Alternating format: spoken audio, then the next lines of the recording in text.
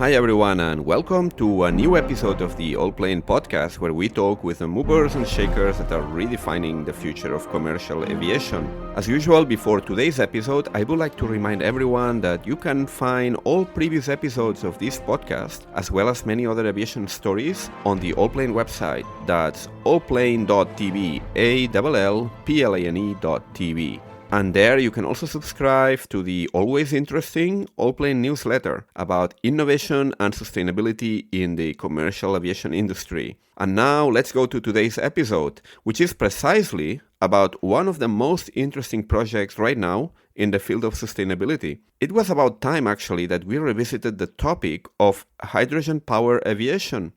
And our guest today is a truly early pioneer in that field. Professor Dr. Josef Kallo is the founder and CTO of H2FLY, a German startup that has been operating pretty much at the technological frontier as far as hydrogen aviation is concerned, and for over a decade, way before hydrogen aviation and aviation sustainability in general became a fashionable topic. Just to give you a bit of context, H2FLY was the first ever to successfully complete a manned flight powered by liquid hydrogen, which is a significant technological challenge because liquid hydrogen has to be kept at extremely low temperatures. H2FLY was acquired by American eVTOL developer Joby Aviation, which I'm sure it's a name that sounds very familiar to many listeners of this podcast because it's one of the leading companies in the so-called advanced air mobility field. And actually, H2FLY after that has become also involved in advanced air mobility projects. In fact, we're starting to see some attempts to use hydrogen to extend the range of eVTOL aircraft in order to give them a larger role in regional air mobility, which is something that would open up very interesting opportunities as well for eVTOL aircraft. Going back to hydrogen aviation, what is the current state of the hydrogen aviation sector and what can we expect in the near future? Tune in for a fascinating chat with one of the top hydrogen aviation experts in the world, Professor Dr. Josef Kallo. Hello, Josef. How are you? Oh, very good. Thank you. Thank you very much for joining us from Germany, I think. Yes, correct. I'm in Germany now. Perfect. You are the CTO of a very interesting company that's been a pioneer in one of the most promising fields right now in aviation, which is hydrogen aviation. And we're going to talk about hydrogen today and about what's, let's say, the status of this technology and the future perspectives. But first of all, I would like to ask you to introduce yourself. Tell us a bit more about your background and your work, the work you've been doing in both in academia and at H2FLY, which is the company that you've been leading all these years. Yes, so we started H2FLY as a hydrogen propulsion manufacturer company 10 years ago. And we had a good chance to improve from smaller 20, 30 kilowatt fuel cell systems using the power of hydrogen to produce the electricity in them to like systems nowadays which go, if we couple more modules, even to like a megawatt scale. And what we have seen is that coming from a research area, it is very important when you get the feeling that this can be an application which can be used to change a situation. In our situation, not to use CO2, not to use fossil fuels, producing CO2 in aviation, then we decided to accelerate that transition and had a good chance with our partners, with our investors to move forward. Yeah, actually, one of the things that I found quite striking is that you started quite early. Right now, 2024, every day we hear news about sustainable aviation, different programs, initiatives, even big giants of the industry like Airbus are on board with this. But you started pretty early.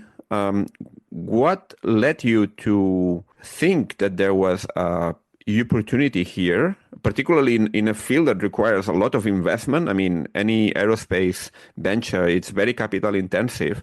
So that was a pretty bold move at the time. I think we are talking, what, about 10 years ago or something like that? So our first flight was in 2008. Then I was a researcher at the University of Ulm and the German Aerospace Center.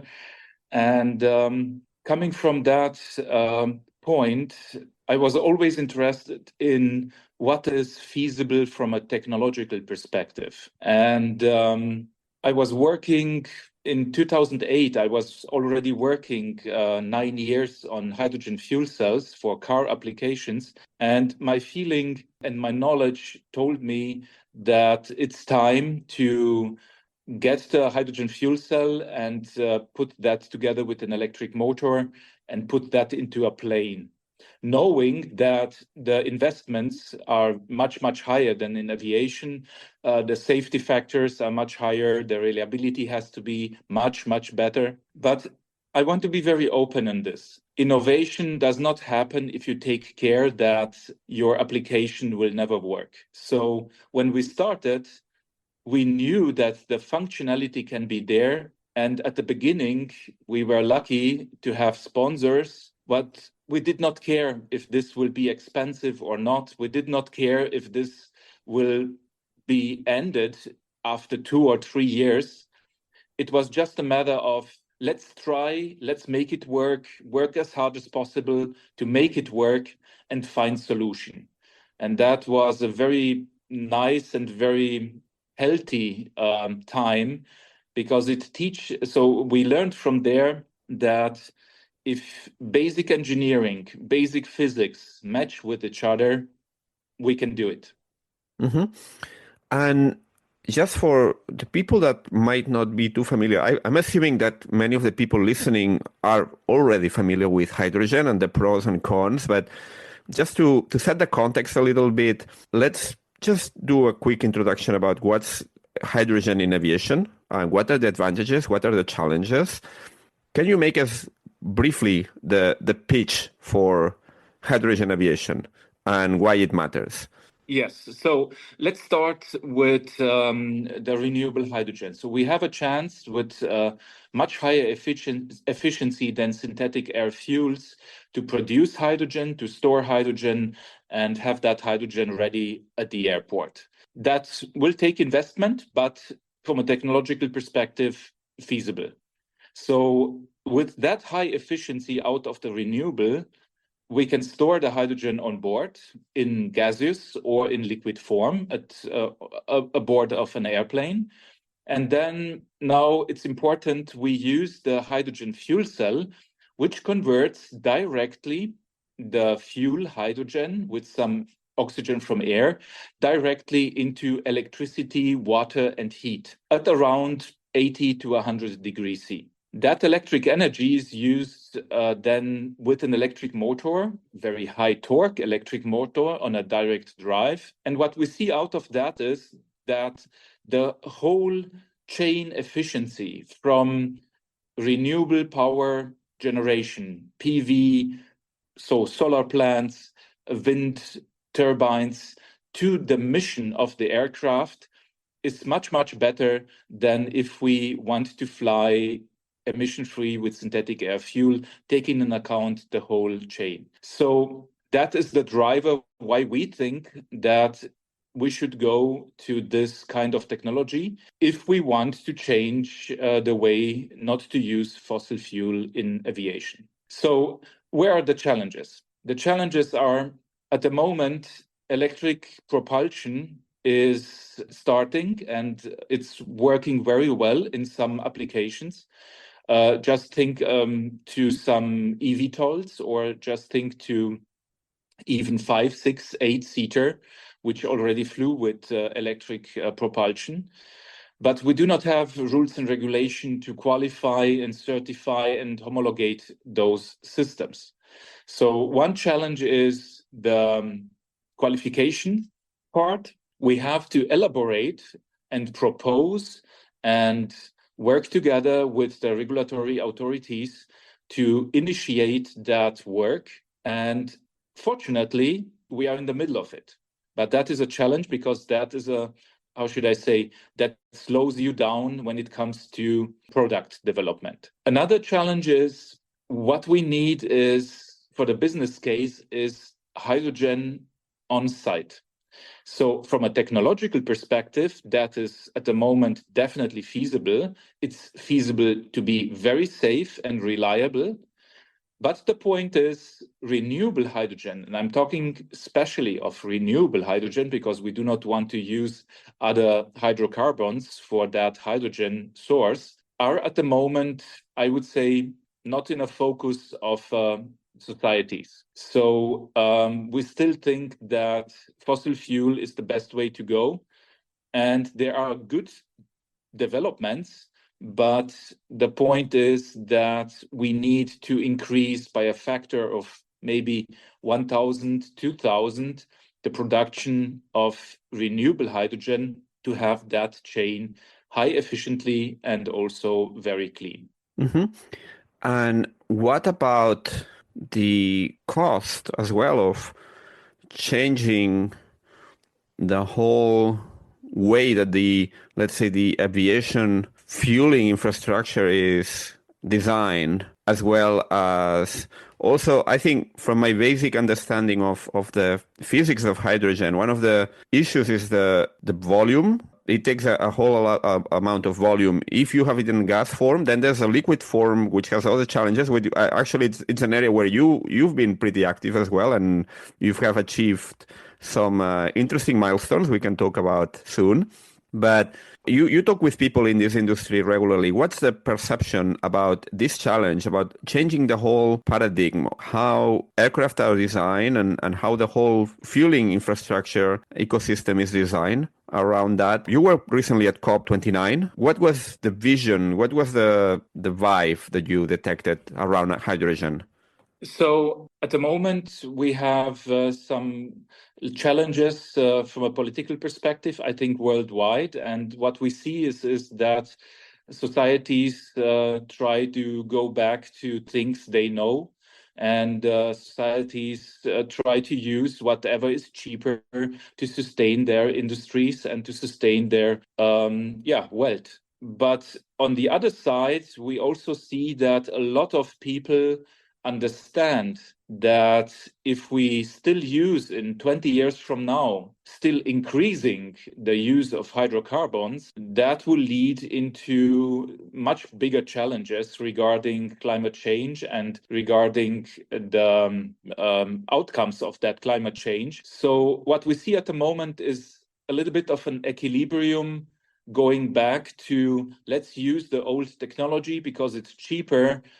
We do not want to invest and risk too much money for the new technology. And where do I see our role? I see our role into, we are the technology developer. We are the engineers. I see our role to implement all our knowledge on the technology side, on the storage side, on the ground support unit side, and so on, and then show to the public that it is possible to fly very long range, but also very conveniently with this. And just by the way, together with our partner and owner Joby Aviation in California, we just had round about 900 kilometers of flight in an eVTOL, which is a really challenging plane, in an eVTOL, which took us to start vertically to fly 900 kilometers and then to land safely also vertically.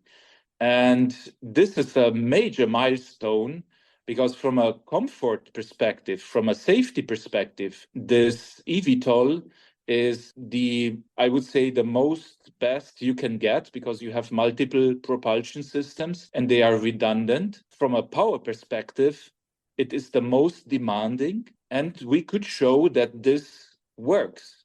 So in this case, I think going to like fixed wing application, going into commercial aircraft applications will be definitely possible. And having this demonstrated, I think we show that there is a huge potential on this hydrogen in aviation part. Yeah, you actually touch upon one of the points that I had here to ask you a bit later, which is the Joby, the relationship between H2FLY and Joby. We can mention it now. Joby acquired H2FLY in 2021, I think, and has recently unveiled the result of what you mentioned, these test flights. And it's quite interesting. I find quite interesting that Joby is experimenting with also with hydrogen in the eVTOL. But eVTOLs are pretty small. Do you think, I mean, it's clear that hydrogen works from a technical perspective, but is it able to scale up to the same, say, size and performance of the current jetliners, aircraft like A320 or even the longer haul, the 777s,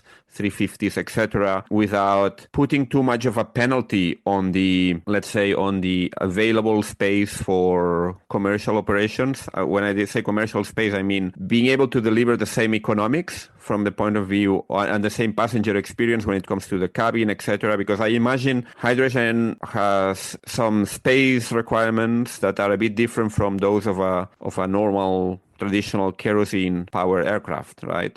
Yeah, so these are a lot of points. Let me try to differentiate. Yes, So right. first of all, when we started to work together with Joby in 2021, we had a very good synchronization on the vision, and Joby is doing perfect work on the electric propulsion with the batteries, and there is a huge business case on that battery-driven eVTOL. What we also see is that some missions will be more useful to have also hydrogen to go longer range. So it is very, very important to open up the battery-driven eVTOL business. And there is a huge demand. We see it when we look at congested areas, or when we look at areas where you have to travel and you do not have like tunnels, or you do not have opportunities to go with public transportation and so on, it can ease you up tremendously. So up to hours your traveling way. So I'm completely with opening up the business case with batteries and improving that and accelerating that, because the technology is definitely in front. So it is definitely advanced. Now, coming to the point I just mentioned, we managed to fly with the eVTOL, and I want to point it out. If you manage to fly with the eVTOL with hydrogen, 900 kilometers, you have to have high performance, high reliability. You have to have the system architecture which fits into your flying object. And that led us also to architectures which we see, if we combine them to bigger systems, and we have major projects also co-funded by the Ministry of Economics here out of Germany and the European Union. And what we see out of that is that a megawatt system is totally feasible. And the boundary conditions for cooling, as an example, and then I will switch over to the architecture of the plane itself. We managed in this eVTOL to build in a cooling for the fuel cell, because that is one of the challenges, which worked perfectly during takeoff, transition, and cruise. At the beginning, it was supported by the batteries, but we used the fuel cell from the beginning till the end. So that power management, that thermal management, that improvement of the controls, how to control those energy flows, led us to the point where we can say, if we go into megawatt scale, and our next step will be in the region of 1.5, 1.8, maximum 2 megawatts, I think this is feasible. And that enables us to go to like a 40-seater or a 60-seater if you take two of them on each side, and fly round about 2,000, 2,500 kilometers. So you have 1,000 nautical miles with safety. Mm-hmm. This is feasible with today's technology, just implementing engineering, money, and work on the regulatory side. Now, you asked also what will happen if we want to go to like bigger planes. Yeah. So if we want to go to bigger planes at the moment with today's technology, and please differentiate that, then I think we can achieve, due to the wing tube configuration which we have, where we have to use the tube for the volumetric challenging hydrogen storage, around about 60% of the range of bigger airplanes without taking down the passenger numbers. Okay. And that is, for introduction of the technology, definitely something which could be very interesting on a middle range up to like 5,000, 6,000 kilometers. And looking forward, what we see is due to the volumetric challenge of the hydrogen liquid storage, if we want to go to like 10 or 12,000 kilometers of range, then we have to change the shape of the wing tube configuration and go more into like wider body tubes or into like blended wing body configurations.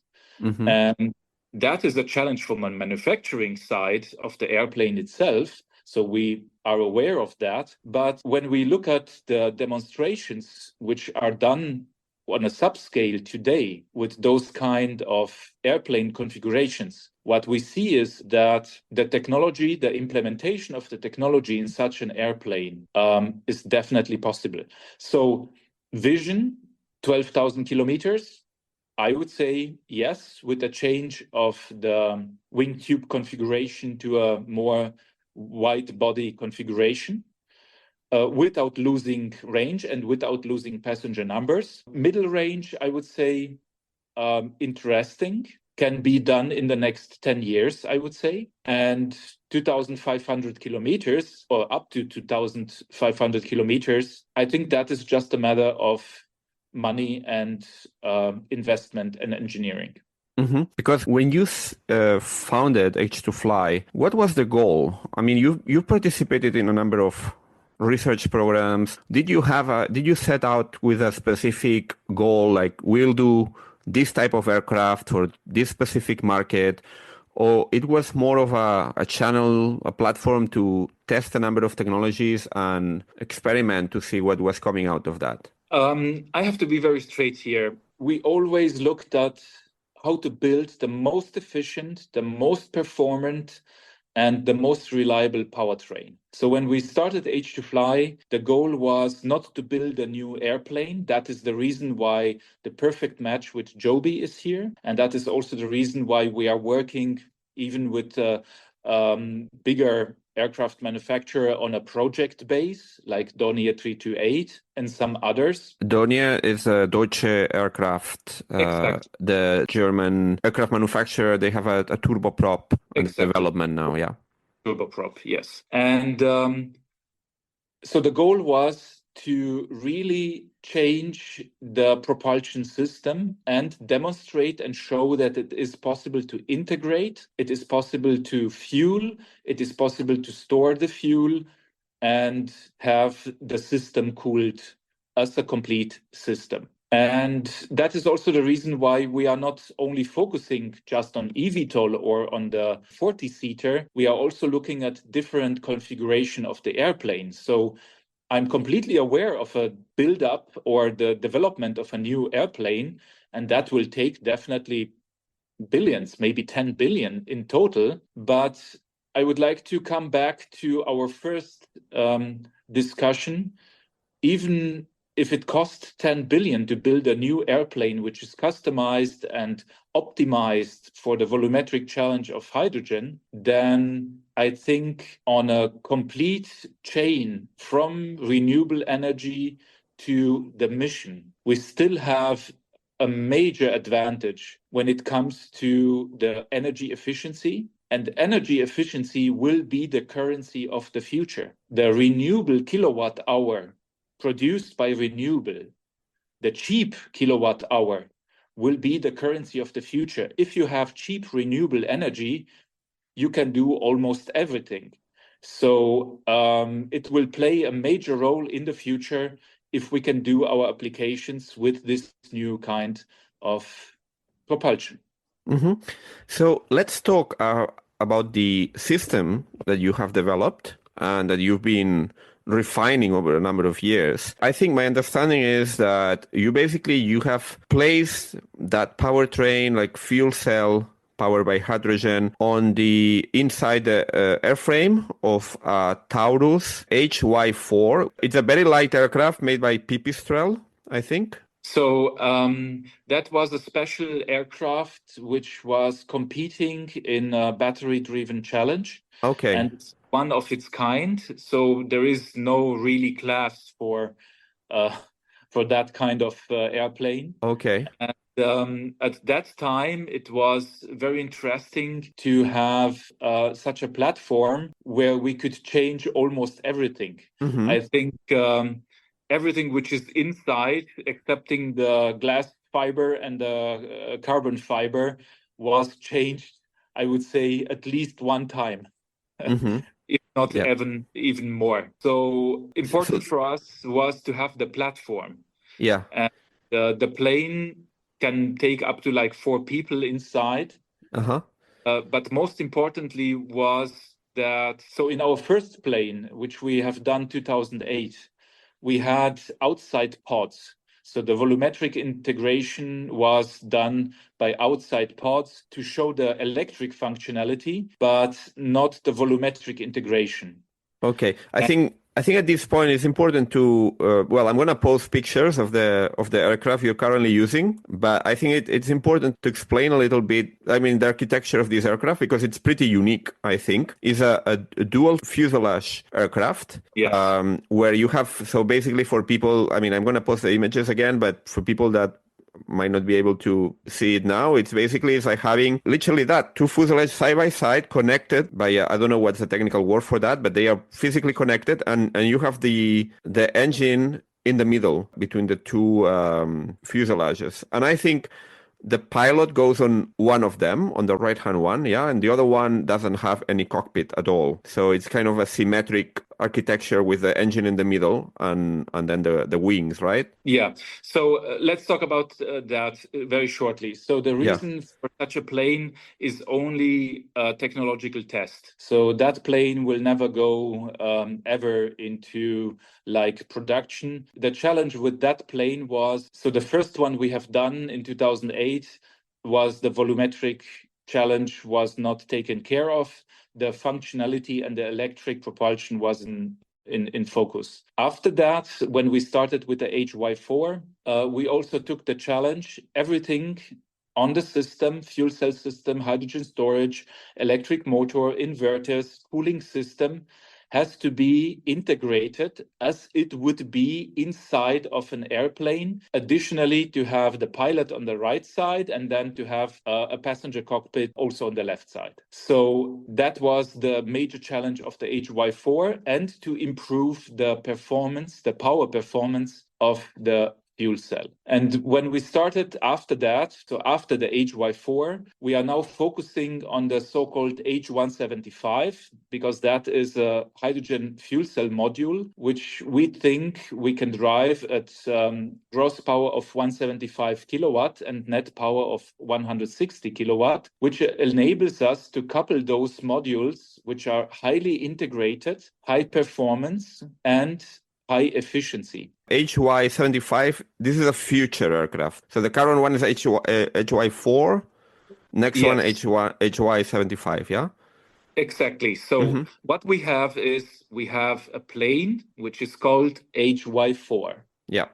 And that plane has almost 7 generations of fuel cell system and powertrain development. And as I mentioned before, H2FLY is not a plane developer. We are using the opportunity of a HY4 plane, which we thought we have to accelerate. That was the reason why we bought that platform and used it for the testing. But we are focusing on powertrain development, and our next powertrain, not the plane, the powertrain is called H2F175. Okay. And We are still focusing on the storage system for that. We are focusing on the fuel cell system and the energy flows out of those systems. And what we do at the moment, we implement those systems in applications like Joby's eVTOL or also other applications. Yeah. And we help the OEMs to implement the hydrogen propulsion system and storage into, and most of all, the control of that hydrogen propulsion system to have their applications done. This, let's say, experimental system that you are testing in this airframe, my understanding is that it's pretty versatile because you've been testing it both with hydrogen in a gas state and in a liquid state. And the liquid state actually is quite remarkable because last year it was, I think, the first aircraft ever to fly on liquid hydrogen. Is that right?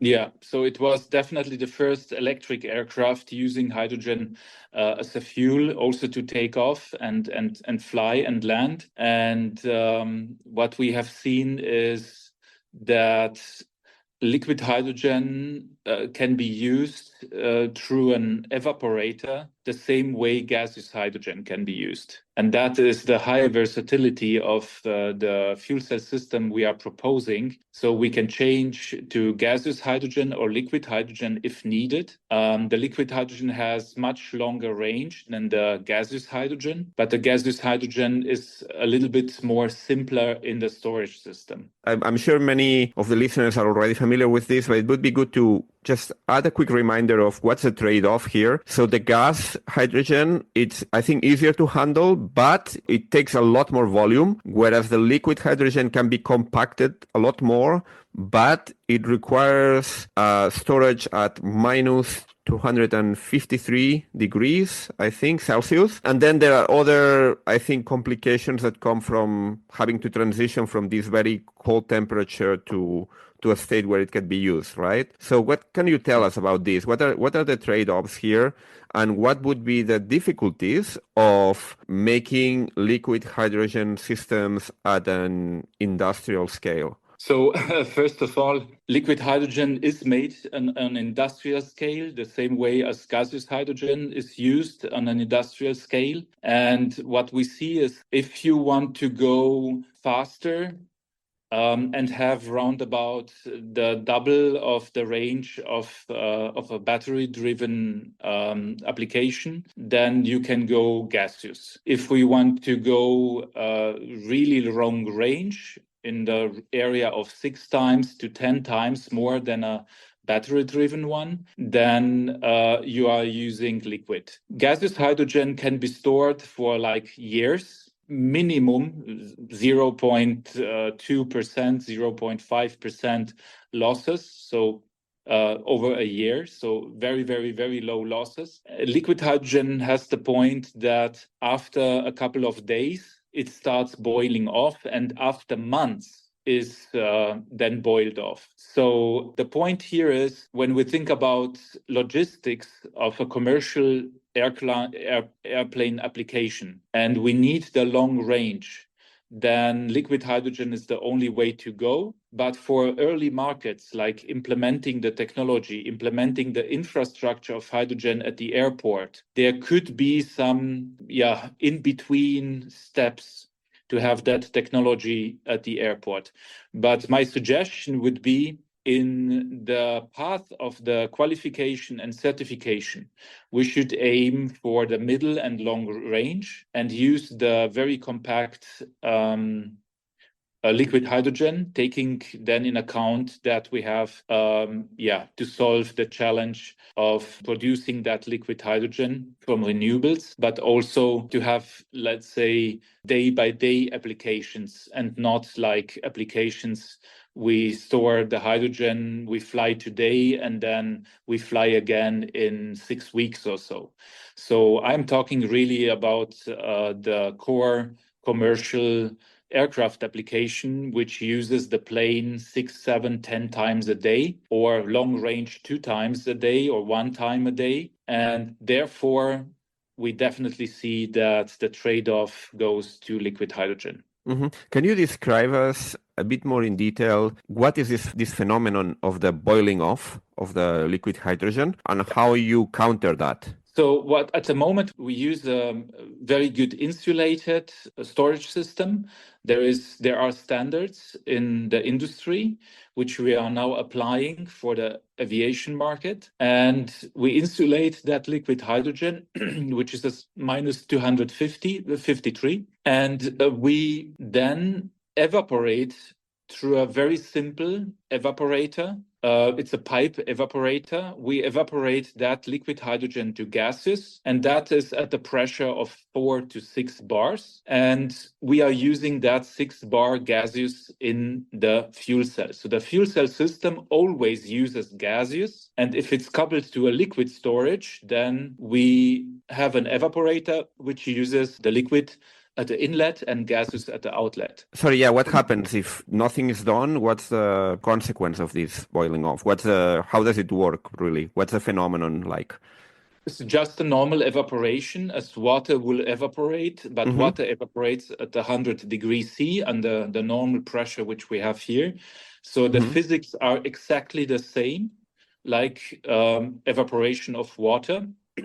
Yeah, but if the water, I mean, you have this evaporation, but where does the gas go to if you have this hydrogen in a closed compartment? Yes. This So the evaporation has hydrogen to is go going somewhere. to, yeah, so that is what I would like to mention. Yeah. So the gaseous hydrogen is then used for us at the moment on the plane itself. So we are using the gaseous hydrogen, even if it's lost, boiled off.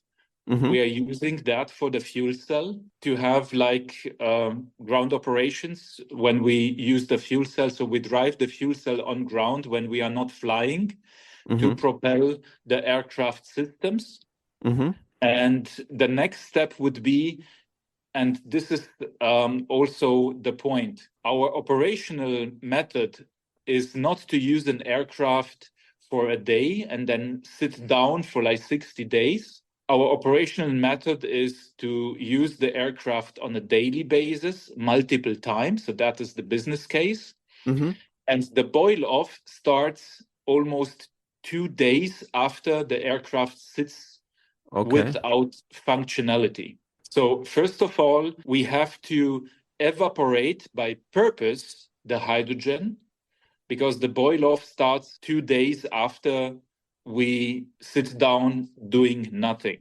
So but that is the first point. But how so can the this? boil-off is Sorry.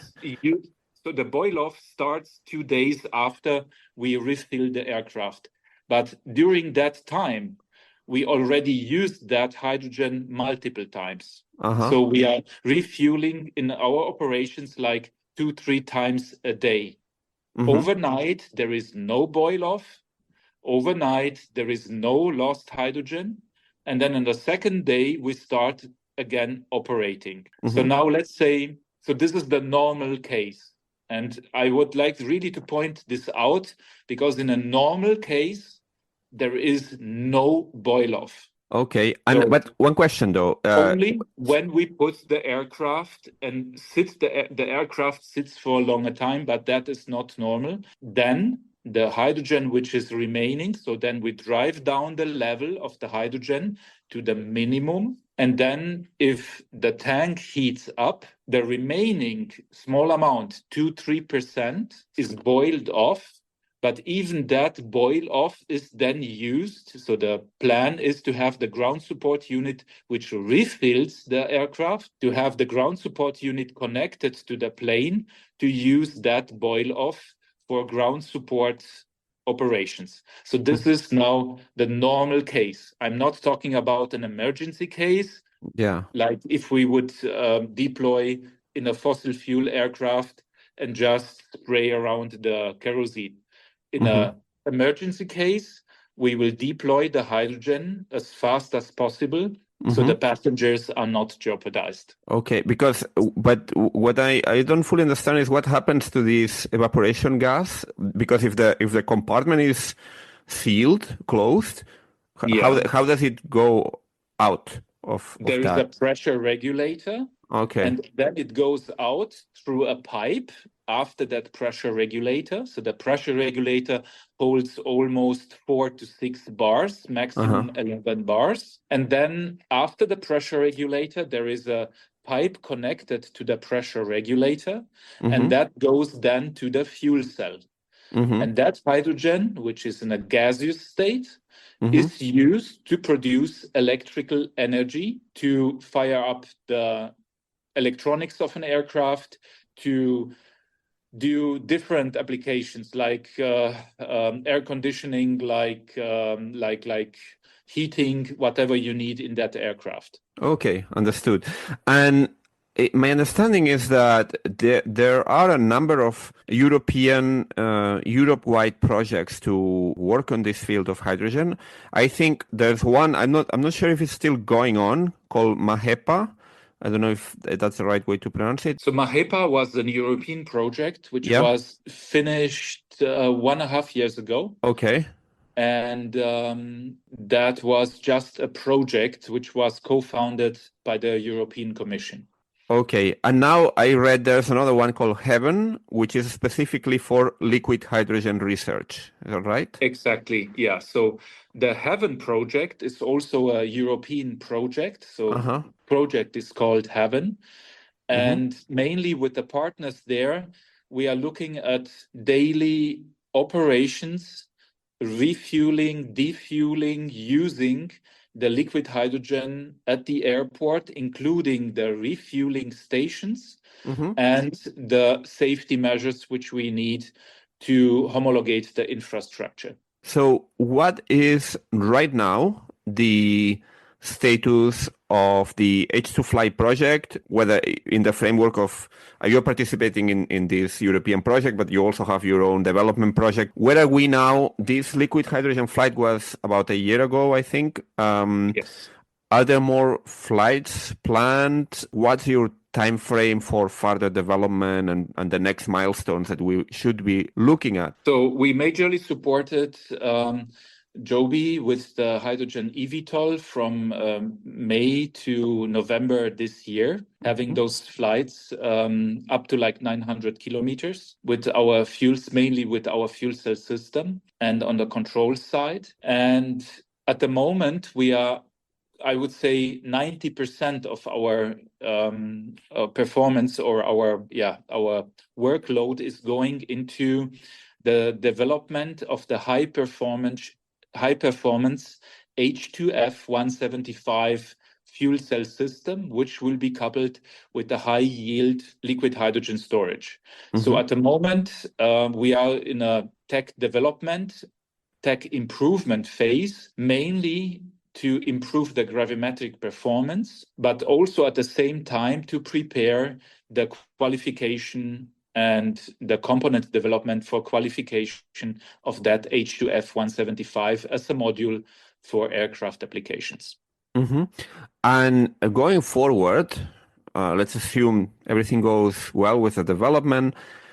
What is let's say, the commercial strategy of H2FLY? Is it to become primary a supplier for Joby in this hydrogen eVTOL space, or to commercialize this system for OEMs that might be interested, or even to develop in the future your own aircraft with hydrogen propulsion? Is there a set roadmap for the next few years? Yeah, so definitely our H2FLY roadmap is to develop hydrogen propulsion systems. So we are focusing now on the high performance systems, so developing the qualifiable and high performant hydrogen fuel cell systems coupled with hydrogen storage. But also we look into automated ground support units to refuel the liquid hydrogen for that system. And then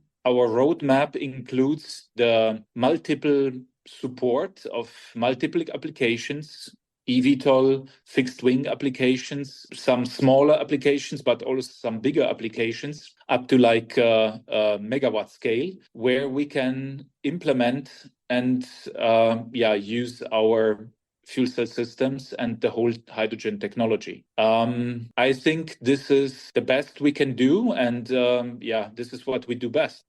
And when and where are people interested in this space going to be able to see again H2FLY in action? I don't know if you're planning to make an appearance at any air shows, or are there future test flights planned? What can you tell us about this? Yeah, there are definitely future test plans and test flights planned, but wait for the press release.